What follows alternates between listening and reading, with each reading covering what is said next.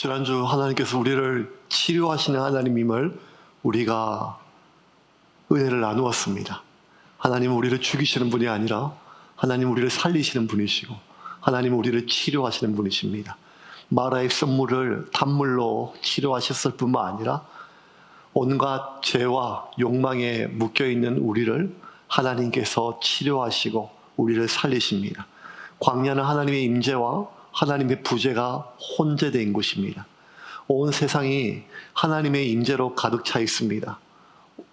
오늘 아침 하나님 주신 만나를 먹었고 지금 이 순간에도 여호와의 구름 기둥이 우리의 길을 인도하고 지난 밤에도 하나님의 불 기둥이 우리를 보호하여 우리가 안심하고 잤습니다.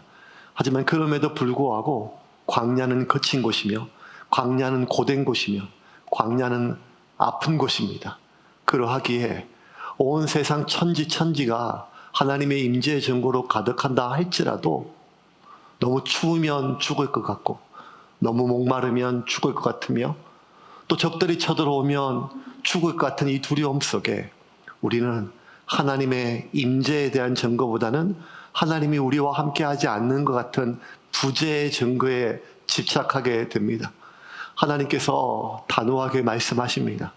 너희들의 몸은 홍해를 건너 단 하루 만에 홍해를 건너 출애굽하였지만 너희들의 마음은 너희들의 영혼은 앞으로 40년 어쩌면 더 긴 세월 동안 이 광야에서 출애굽할 것인데 그 출애굽의 과정 속은 10가지 재앙보다 더 힘들고 어려운 수많은 고난들이 반복될 것인데 그때마다 하나님의 부재의 증거로 가득한 이 광야에서 한 가지만 기억하라는 것입니다.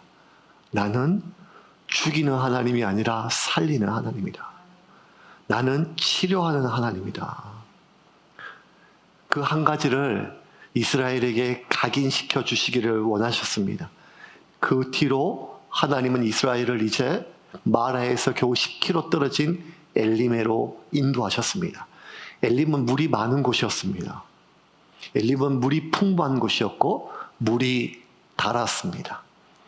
수많은 이스라엘 백성들이 가축까지 함께 마실 수 있는 물과 쉴 수 있는 나무들이 참 많았습니다.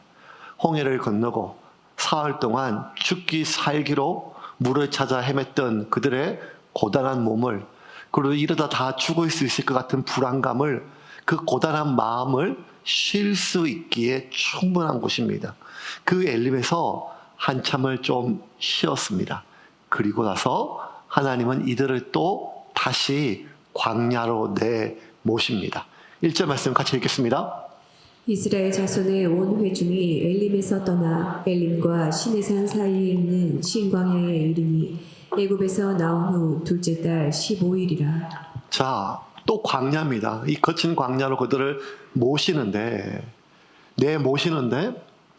이들이 애굽에서 나온 지 둘째 달 15일 출애굽한 지 한 달 열흘 정도 좀 지났을 때 한 달이 좀 남짓하게 지났을 시기에 이제 이들을 엘림에서 내보내신 것을 모세는 지금 강조하고 있습니다.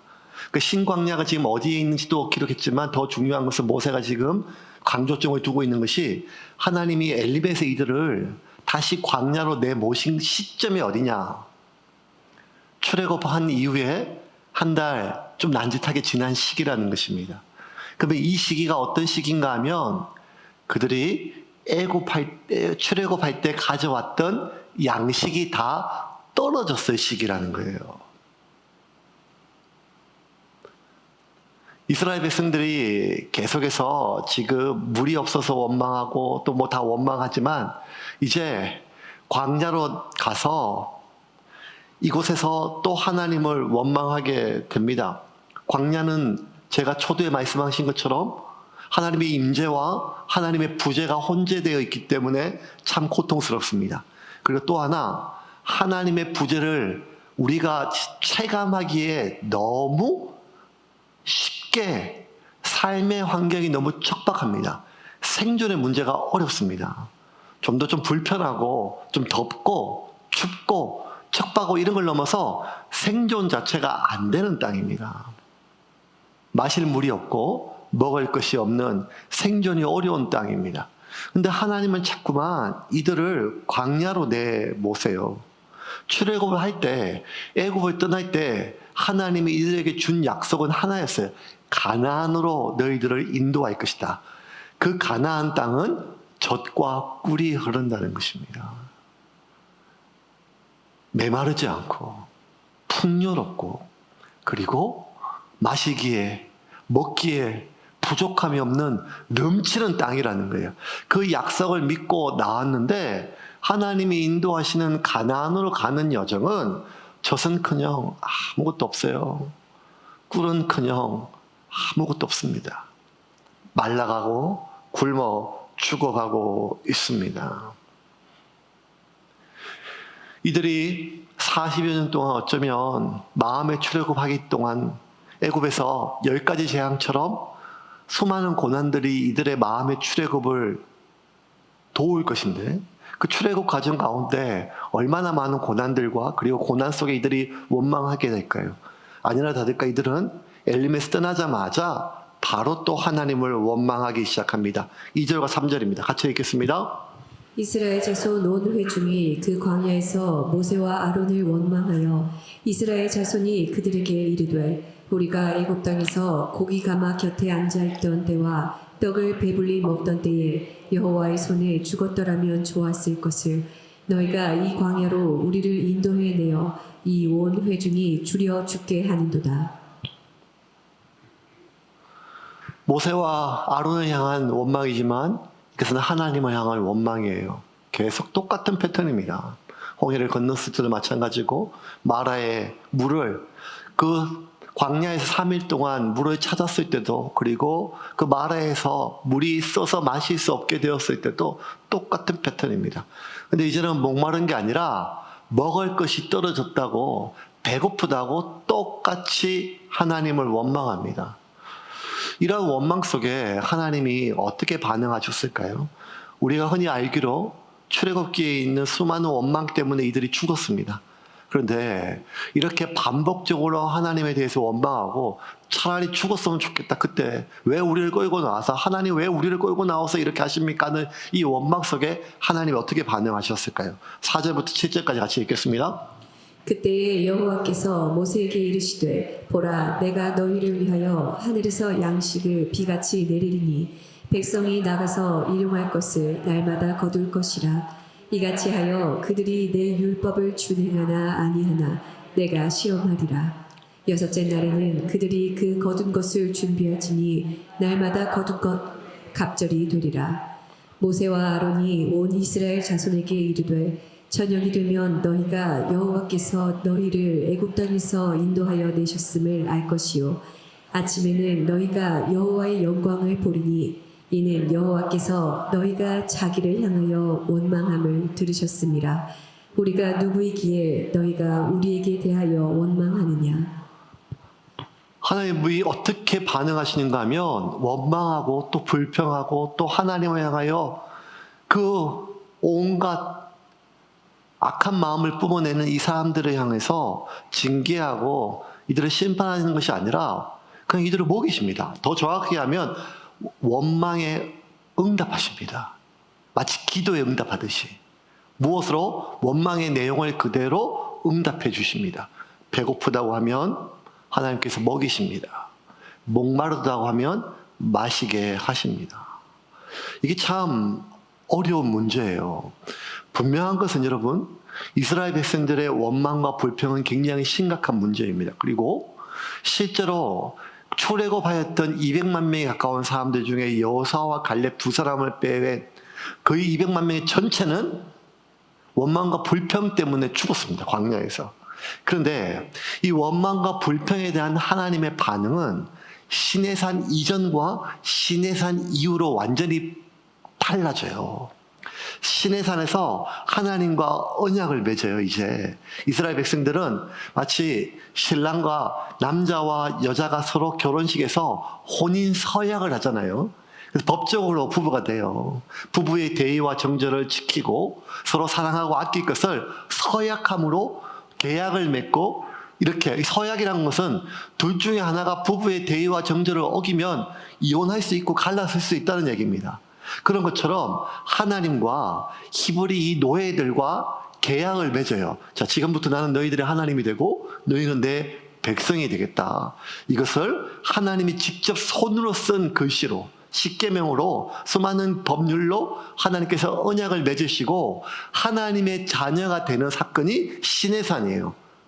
그 시내산 이후에부터는 좀 달라요. 시내산 이전까지는 하나님이 부르셨지만 아직 하나님의 백성으로 서로 계약을 맺은 건 아니에요. 근데 하나님과 서로 계약을 맺은 이후에는 하나님에 대해서 원망과 불평하는 것에 대해서는 하나님께서 가차없이 다루세요. 불뱀을 보내서 다 죽이시고 땅에 지전이 일어나서 다 죽이시고 어떨 때는 그냥 레위인들을 시켜서 칼로 다 도륙하게 하시고 하나님께서 전혀 용납하지를 않으세요. 그런데 시내산 이전까지는요, 이스라엘 백성들이 지금 반복적으로 하나님께 원망하거든요.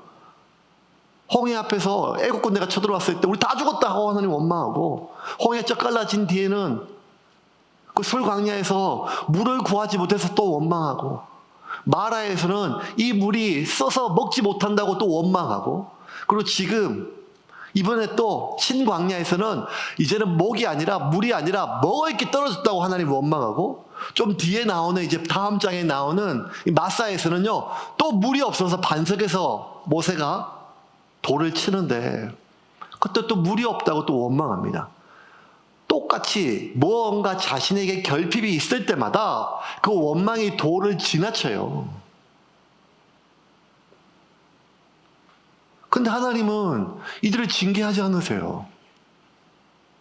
불뱀을 보내지도 않고 지진이 일어나지도 않고 하나님이 이들을 심판하지도 않으세요. 오히려 반대로 그들의 원망의 내용을 응답하세요. 들어주세요. 그들의 결핍을, 물이면 목마르면 물을 주시고 배고프면 먹을 것을 주시고 적들이 쳐들어오면 적들을 해결해 주세요. 오히려 오늘 본문 속에 모세는 이스라엘 백성들이 하나님을 향하여 자신들을 향하여 원망했다는 그 포인트보다 어디에 더 강조점, 방점을 찍는가 하면 그 원망을 하나님이 들으셨다는 사실에 더 강조하고 있어요. 다시 한번 오늘 본문 7절, 8절, 9절 그리고 그 12절까지 하나님이 들으셨다는 데 강조하고 있어요. 다시 한번 볼까요? 같이 읽겠습니다. 아침에는 너희가 여호와의 영광을 보리니 이는 여호와께서 너희가 자기를 향하여 원망함을 들으셨음이라. 우리가 누구이기에 너희가 우리에게 대하여 원망하느냐. 모세가 또 이르되 여호와께서 저녁에는 너희에게 고기를 주어 먹이시고 아침에는 떡으로 배불리시리니 이는 여호와께서 자기를 향하여 너희가 원망하는 그 말을 들으셨음이라. 우리가 누구냐? 너희의 원망은 우리를 향하여 함이 아니요 여호와를 향하여 함이로다.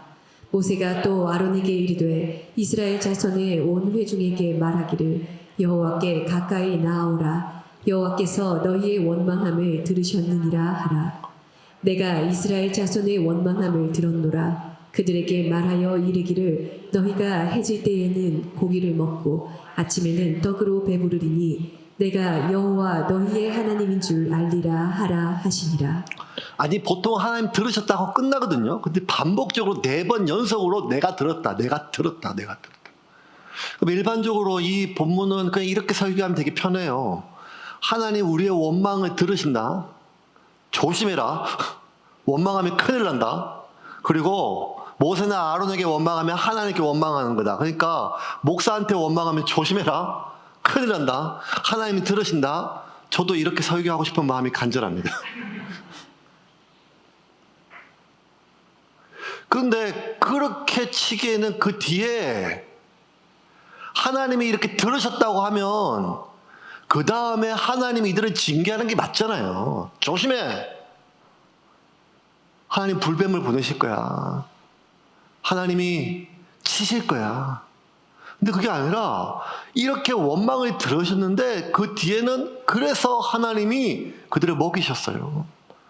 그들에게 만나를 내리시고 심지어 고기를 주고 심지어 7절에 보면 너희가 아침에는 여호와의 영광을 보리라. 아니 기도한 게 아니고 원망했는데 하나님의 영광을 본다는 거예요.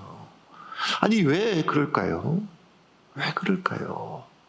16장은 신학적으로 되게 중요한 장이에요. 왜냐하면 만나장이라 그래요. 만나장. 만나가 우리가 아는 흔히 그냥 출애굽 당시 이스라엘 백성들이 먹었다 이렇게 끝날 수 있지만 이게 왜 중요한가 하면 하나님이 이스라엘 백성들을 부르잖아요. 히브리 종놈들을 부르셔가지고 홍해를 건너고 말고로 실제로 홍해를 건넌 사건은 지난주에 우리 같이 나눈 것처럼 집단적 세례란 말이에요. 이제 하나님 자녀로 시작되는 삶을 시작해요. 그러면서 하나님은 당신을 계시하시는데 그 계시의 첫 번째가 나는 너희를 치료하는 하나님이라는 거예요. 치료하는. 나는 너희를 죽이는 하나님이 아니라 나는 너희를 치료하는 하나님이다. 너희를 살리는 하나님이다. 그런데 우리를 살리는 하나님이라고 했는데 하나님이 자꾸 우리를 엘림으로 가나안으로 이끄는 게 아니라 자꾸 광야로 내몰아요. 광야는 먹을 것도 없고 마실 것도 없고 너무 척박한 곳이에요. 그래서 너무 죽을 것 같아요. 근데 계속 하나님은 내가 너희를 살린다. 내가 너희를 치료한다. 이걸 자꾸 각인시켜요. 그러면서 내가 너희를 살리는 하나님이다. 치료하는 하나님인 것을 증거로 그 첫 번째가 하나님 내려온 게 뭔가 하면 나는 너희를 먹이는 하나님이라는 거예요. 왜냐하면 광야에는 아무것도 없잖아요. 그래서 광야에서 그들이 먹고 살 수 있다는 것은 오직 하나님 한 분 외에는 설명할 수가 없어요. 그래서 나는 너희를 치료하는 하나님, 너희를 살리는 하나님인데 내가 너희들을 살리는 하나님이고 너희의 하나님이란 첫 번째 증거가 뭔가 하면 나는 너희를 먹인다는 거예요. 그럼 이 만나가 뭐가 신기한가 하면 만나의 맛이 신기하고 만나가 그냥 뭐 아침에 일어나면 다 들었다 이거 신기한 게 아니라 아담의 타락 이후로 하나님이 단 한 번도 인간의 노동 없이 사람들을 먹이신 적이 없어졌어요.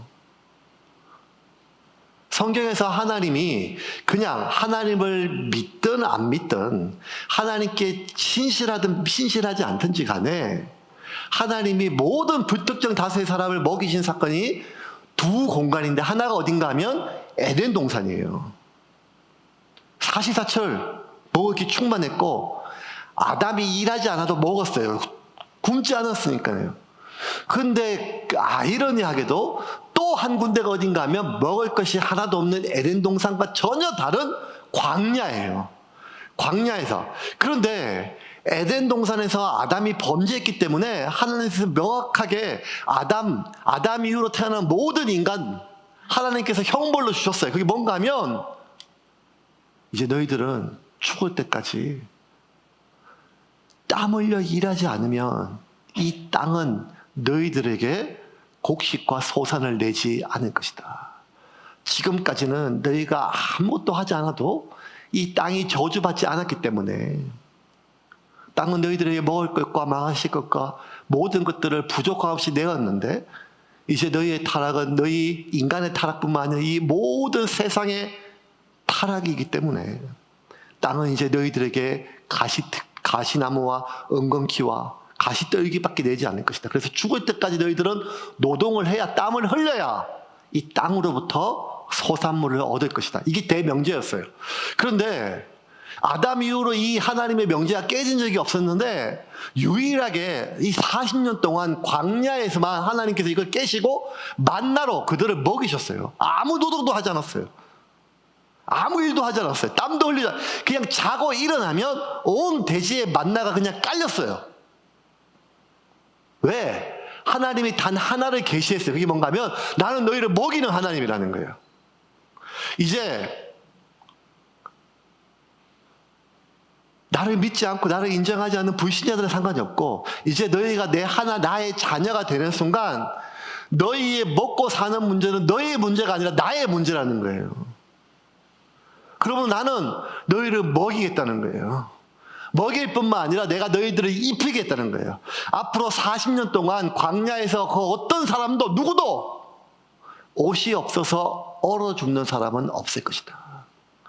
신발이 없어서 가고 싶은데 가지 못하는 사람이 없을 것이다. 40년 동안 이제 나는 너를 먹이는 하나님이고 너희를 입히는 하나님이다. 왜? 나는 너희를 살리는 하나님, 치료하는 하나님, 너희의 하나님. 그래서 이 16장의 이 만나장이 굉장히 중요해요. 하나님의 하나님 되심을 증거하기 때문에요. 그런데 하나님이요, 나는 너희를 먹이시는 하나님, 그 자기 계시의 이전에 나는 너희의 먹이시는 하나님이다, 나는 너희를 먹이는 하나님이라는 것보다 하나님이 더 우선적으로 당신을 알려주고 싶은 모습이 있었어요.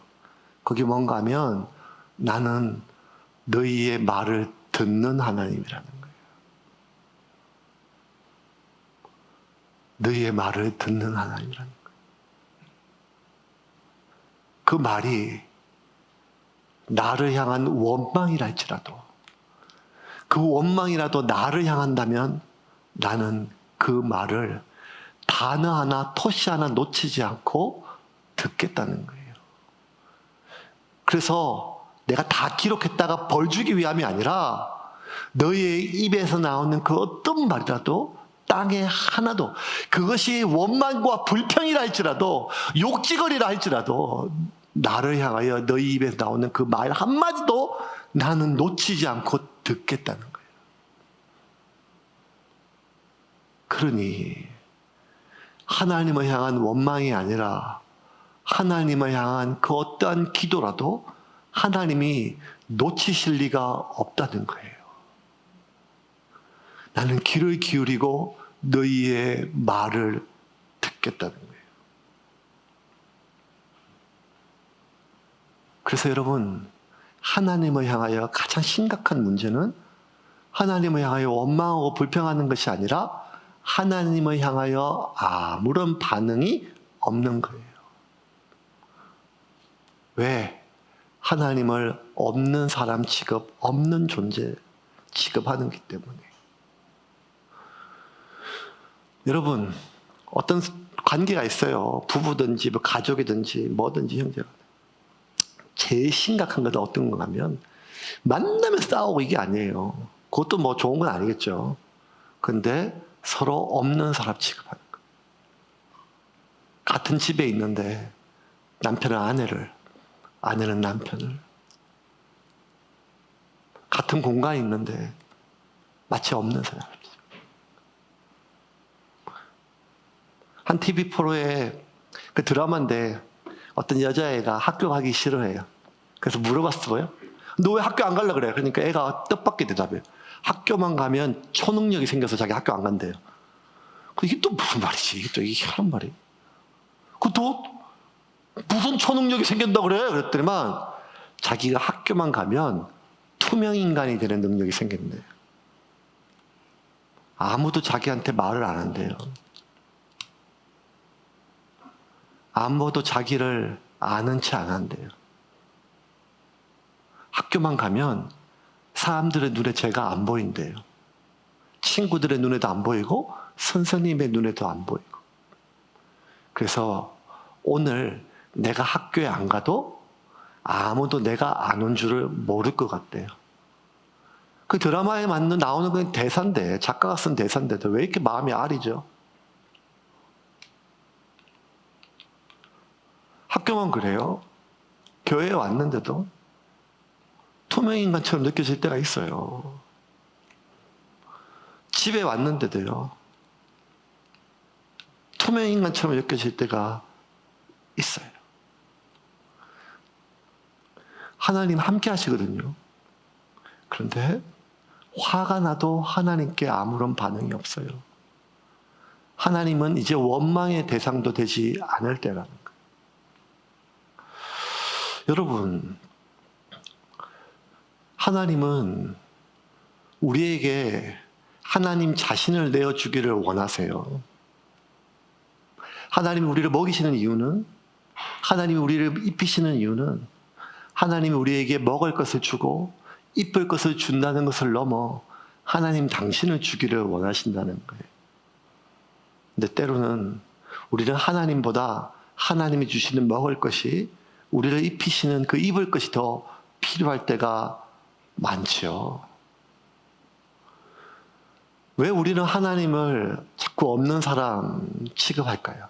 왜 하나님께 아무런 반응하지 못할까요? 2006년도 제주도에 가서 IMS 훈련 받을 때, 뭐 DTS 받고 이렇게 할 때 뭐 좋은 강의가 참 많았었는데, 그 중에 이제 재정 강의를 들을 때가 있었는데, 제가 기억에 되게 인상적인 게 어떤 강의였는가 하면, 어떤 부분이었는가 하면, 지금도 기억나는 게, 이번 달에 정말 필요한 돈이 있는데, 내가 정말 나올 돈이 있는데, 그 돈이 안 나왔을 때, 제일 화가 나는 사람이 누구냐고 물어요. 그 사람들마다 다 다르겠죠. 그 사람들 다르니까. 어떤 사람은 거래처 사장한테 화가 나고, 물건 가져간 사람한테 화가 나고, 돈 빌려주는데 안 준 사람한테 화가 나고, 저한테 묻길래 저는 담임 목사님한테 화가 난다고. 부격자니까. 예. 뭐 화가 나겠다. 그렇겠죠. 월급을 못 받아본 적은 없었지만 아마 그렇겠죠. 근데 그 강사하는 말이 뭔가 하면, 내가 지금 써야 될 돈이 있고 필요한 돈이 있는데 그 돈이 안 나왔을 때 제일 화가 나는 그 대상한테 우리는 매여 있다는 거예요. 그럼 누구한테 화를 내야 되는데요? 하나님께 화가 나야 된다는 거예요. 하나님께. 여러분, 오늘도 우리가 수돗물로 씻고 수돗물로 다 세수하고 머리 감았잖아요. 수돗물이 어디서 나오죠? 수도꼭지 틀면 나오죠. 수도꼭지 틀면 나와요. 그렇다고 여러분, 그렇다고 물을 수도꼭지가 만들어내는 것은 아니잖아요.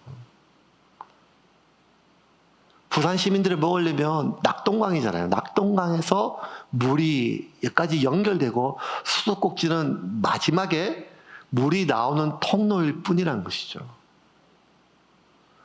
우리가 먹고 마시고 쓰는 모든 물의 원천은 저 낙동강이라는 거예요. 마찬가지로 우리가 이 하나님의 사람이, 하나님의 백성이 이 세상을 살아갈 때 필요한 모든 삶의 모든 것들, 물질적인 것뿐만 아니라 우리에게 주어진 모든 것들은 그 원천은 하나님인데, 우리는 그 마지막 수도꼭지만 붙들고 성질을 낸다는 거예요. 이 수도꼭지 막히면 큰일 나는 것처럼.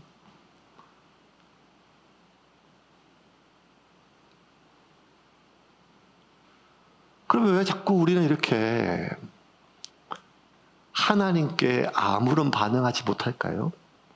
저도 곰곰이 생각해 봤어요. 그래서 생각이 이렇게 미쳤어요. 여기 뭔가 하면, 왜 하나님께 반응하지 못하고 자꾸 난 사람들에게 반응하지? 왜 사람들에게 서운하고, 왜 사람들에게 매달리고, 사람에게 기대하고, 사람에게 부탁하고, 왜 하나님께 그렇게 하지 않지? 하나님께 언제 하는가 하면 보니까 제일 마지막에 하더라고, 늘. 이스라엘 역사상 가장 어려운 시기가 영적으로 암흑기가 사사기거든요. 기드온 시대에 보면 미디안이 자꾸 쳐들어와가지고 이스라엘 백성이 살 수가 없어요. 그래서 농사 지어가면 다 뺏어가고 하니까 그냥 죽을 수 있을 것 같아서 짐승처럼 개, 돼지처럼 산에다 땅굴을 파고 웅덩이를 파고 거기서 막 기거하면서 짐승처럼 살아요. 그러면서도 신기한 건 뭔가 하면 그렇게 고생하는데도 하나님께 반응이 없어요. 보통은 그걸 원망이 있어야 될 거 아니에요. 하나님께 매달려야 될 거잖아요. 근데 그렇게 땅에 짐승처럼 땅굴을 파고 살지언정 하나님께 반응하지 않아요. 사사기 6장 1절부터 5절까지 같이 읽겠습니다. 이스라엘 자손이 또 여호와의 목전에 악을 행하였으므로 여호와께서 7년 동안 그들을 미디안의 손에 넘겨주시니 미디안의 손이 이스라엘을 이긴지라. 이스라엘 자손이 미디안으로 말미암아 산에서 웅덩이와 굴과 산성을 자기들을 위하여 만들었으며, 이스라엘이 파종한 때면 이 미디안과 아말렉과 동방 사람들이 치러 올라와서 진을 치고 가사에 이르도록 토지 소산을 멸하여 이스라엘 가운데에 먹을 것을 남겨두지 아니하며 양이나 소나 나귀도 남기지 아니하니, 이는 그들이 그들의 짐승과 장막을 가지고 올라와 메뚜기 떼같이 많이 들어오니 그 사람과 낙타가 무수함이라. 그들이 그 땅에 들어와 멸하려 하니. 이렇게 살았는데도 하나님께 반응이 없어요. 언제 반응하는가 하면 진짜 마지막에 되면 그때야 하나님께 반응해요. 6절 7절입니다. 같이 읽겠습니다.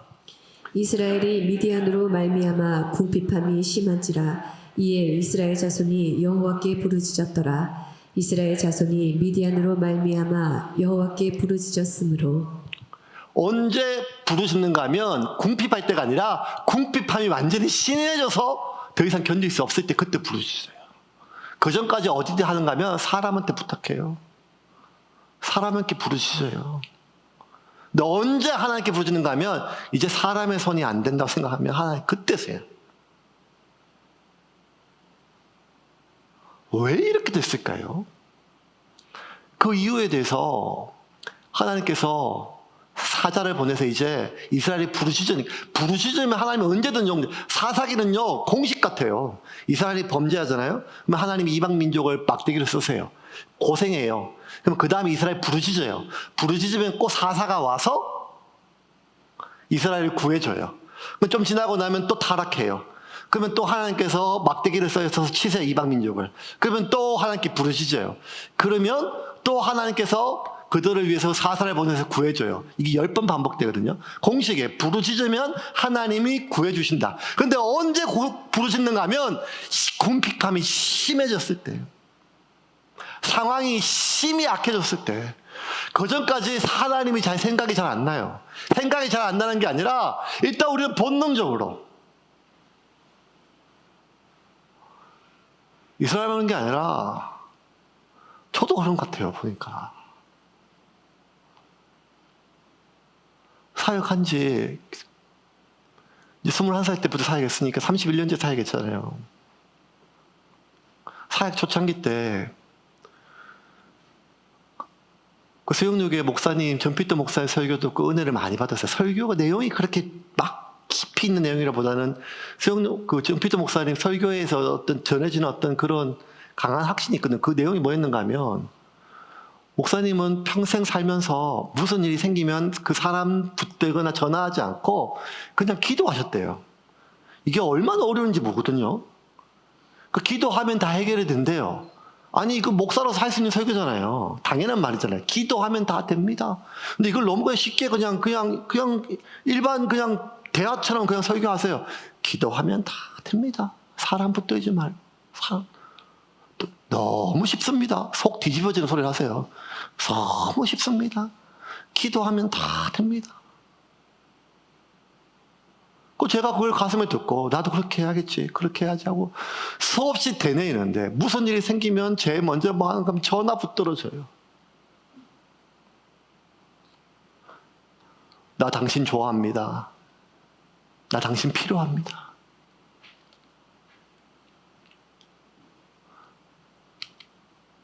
왜 자꾸 이렇게 될까?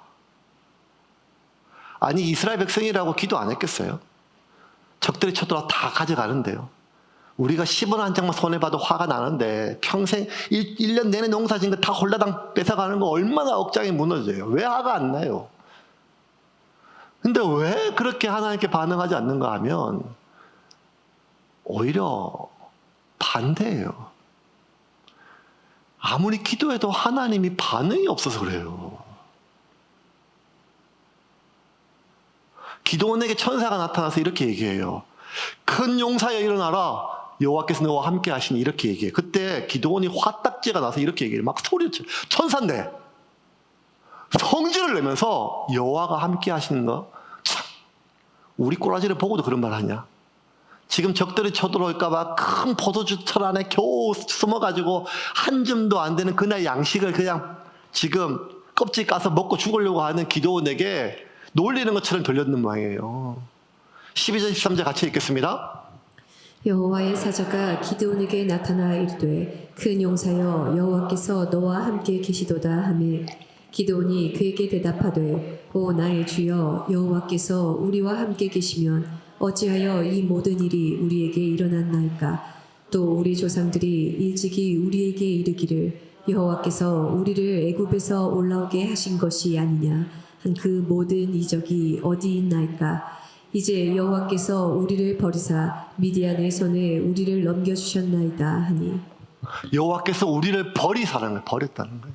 하나님이 우리와 함께 한다고요? 함께 하시면 어떻게 이런 일이 생기냐는 거예요. 이 꼬라지가 뭐냐는 거예요. 그를 이 상황을 보고 이 상태를 보고도 하나님이 나와 함께 하신다면 그게 더 문제 아니라는 거예요. 하나님 우리 버렸다는 거예요.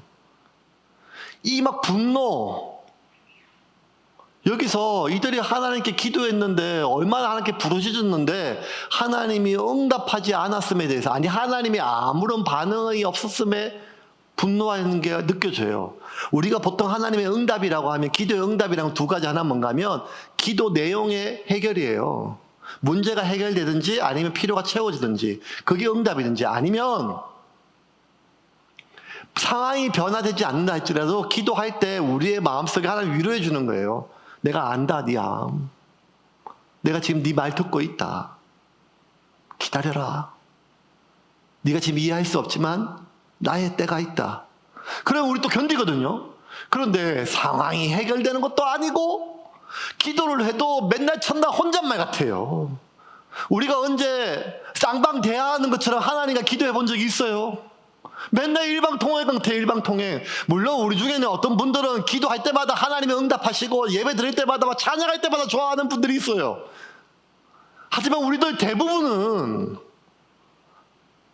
정말 하나님 말고는 지금 도울 힘이 없는데, 그래서 하나님께 지금 매달리고 있는데 상황이 해결된 것도 아니고 나를 위로해 주는 것도 아니란 말이에요. 그러면 어떤 마음이 드는가 하면 거절감밖에 안 들어요. 거절감. 이게 기도원의 반응 아니겠어요? 오늘 같은 주일은 되게 힘들어요. 아침 6시에 발인 예배했지만 지난 몇 개월 동안 온 교인이 매달려서 기도했거든요. 하나님 살려주세요. 고쳐주세요. 어떻게 된 게 아침 새벽에 가서 발인 예배하고 한 영혼을 헐굴로 보내고 금방 또 교회 와서 처음 태어난 아기를 위해서 축복하는 게 이게 인생이란 말이에요. 우리가. 몇 시간 전에 한 영혼이 사그러짐에 대해서 애통해하고 몇 시간 만에 또 새로운 영혼 하나님 주셨다고 감사해야 하는 거. 아니 이게 삶이 너무 이해되지 않는 순간들이 참 많죠. 이 집사님 의식이 있을 때 제가 마지막 들었던 얘기가 뭔가 하면, 벌써 한 3주 전부터 기도가 바뀌었잖아요. 4주 전부터. 하나님 이제 살려주세요 아니라, 하나님 너무 아파요. 이제 데려가 주세요. 데려가 주세요. 집사님 마지막 저한테 하신 말이 뭔가 하면 이거예요. 그냥 집사님이 웃으면서 하신 말, 그 마음 중에서도 살려달라고 하는 기도도 안 들어주시고 이제 좀 죽여달라고 하는 기도도 안 들어주신다는 거예요.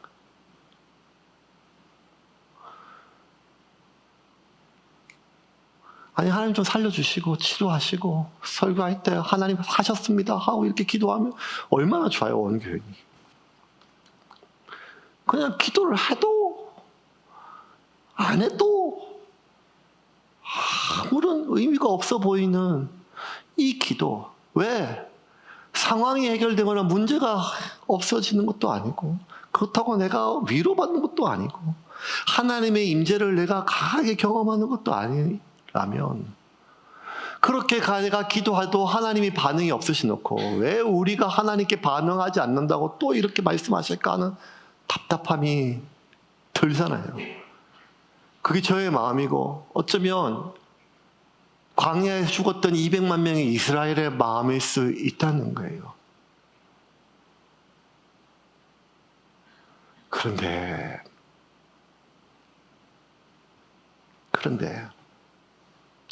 그럼에도 불구하고 하나님은 줄기차게 이렇게 얘기하세요. 내가 듣고 있다는 거예요. 내가 듣고 있다는 거예요. 내가 듣고 있다는 거예요. 말씀을 좀 정리하겠습니다. 사랑하는 여러분, 하나님은 우리를 먹이시는 하나님임을 믿으시기를 바랍니다. 믿을 수밖에 없습니다. 경험될 수 없다면. 하나님은 우리를 먹이시는 하나님이십니다. 하나님은 우리를 치료하시는 하나님이십니다. 지난 주일날 그렇게 하나님은 우리를 치료하시는 하나님이라고 핏대를 올려서 설교해 놓고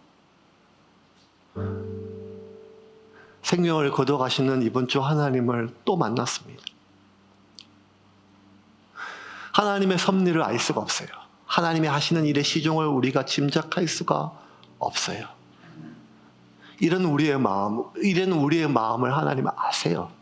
그런데 하나님께서 줄기차게 우리에게 말씀하시는 하나님은 나는 너희를 먹이는 하나님, 나는 너희를 입히는 하나님, 나는 너희의 구름 기둥과 불 기둥으로 인도하고 보호하는 하나님. 그런데 그보다 내가 너희에게 알려주고 싶은 나는 듣는 하나님이라는 것. 때로는 벽 보고 이야기하는 것처럼, 때로는 그 아무리 절박한 상황에서 부르짖어도 이 빈 공간에 하나님과 나와 단둘이 아니라 나 혼자 있는 것처럼 여겨지는 그 철저하게 고독한 순간에도 이 세상의 마지막 가는 그 길, 옆에서 내가 낳은 자식도 있고 일평생 같이 살았던 배우자도 있지만 마지막 그 죽음의 과정 속에는 결국 인간은 혼자라고 느껴지는 그 철저한 외로움이 우리를 짓누르고 있는 삶의 순간순간마다 하나님은 우리에게 반복적으로 말씀하십니다. 희규야, 나는 듣는 하나님이다. 너의 작은 신음소리도 단 하나도 놓치지 않고 내가 듣고 있다. 나를 향한 그 억울함과 원망조차 하나도 내가 듣고 있다. 여러분, 우리를 들으시는 하나님을 믿을 수 있는 믿음을 주님께서 주시기를 간절히 축원합니다. 이 시간 성령님께서 여러분에게 다가오셔서 그 어떠한 설득력 있는 설교가 아니라 앞뒤가 하나도 안 맞는 말이에요 지금. 하지만 그럼에도 불구하고 우리의 상황은 나를 죽이시는 하나님, 우리의 상황은 나를 버리시는 하나님, 우리의 상황은 철저하게 응답이 없고 반응이 없으신 하나님처럼 느껴진다 할지라도 오직 성령님께서 우리가 말할 수 없는 단식으로 기도조차 할 수 없는 그 순간에도 내 안에 계신 성령님께서는 나를 대신하여 하나님께 중보기도 하신다는 그 성령님을 우리가 믿고 우리를 들으시는 하나님을 만나기를 주님의 이름으로 축원합니다. 여러분의 광야는 어떻습니까? 지금 먹을 것이 없어서 고통스럽습니까? 지금 마실 것이 없어서 고통스럽습니까? 여러분의 수치를 가려줄 무언가가 없어서 고통스럽습니까? 지금 여러분이 있는 광야는 어떤 광야입니까? 하지만 그 광야에 어떤 광야든지 간에 여러분 절대 마지막까지 놓치지 말아야 될 것은 하나님은 우리를 들으시는 분이십니다. 그 들으시는 하나님의 손을 붙잡고 여러분의 이 광야의 여정을 마치시기를 주님의 이름으로 축원합니다.